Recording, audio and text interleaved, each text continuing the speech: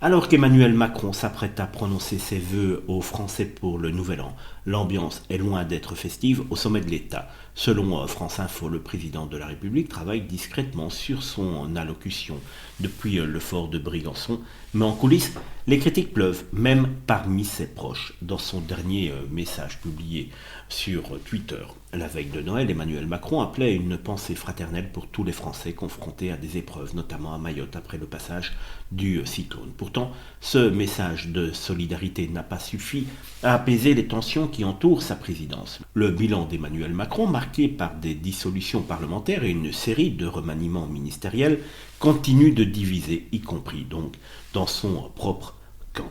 Selon un conseiller anonyme, Macron c'est comme le Grinch, il nous a volé Noël, une métaphore cinglante pour décrire un président perçu comme affaibli et isolé. Un autre proche évoque un Emmanuel Macron ayant cassé son jouet politique et devant désormais le réparer. Les multiplications des crises et des changements à Matignon, 4 premiers ministres en moins de 7 ans, semblent avoir usé la confiance de son propre entourage. Malgré ces critiques, certains au sein de son clan estiment que tout n'est pas perdu. Les Français sont encore capables de lui pardonner, avance l'un de ses fidèles. Mais à quel prix ?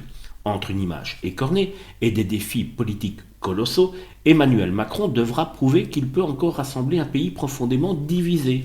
Les vœux du 31 décembre seront-ils une opportunité pour redorer son blason ou marqueront-ils tout simplement une nouvelle étape dans la défiance envers sa présidence ?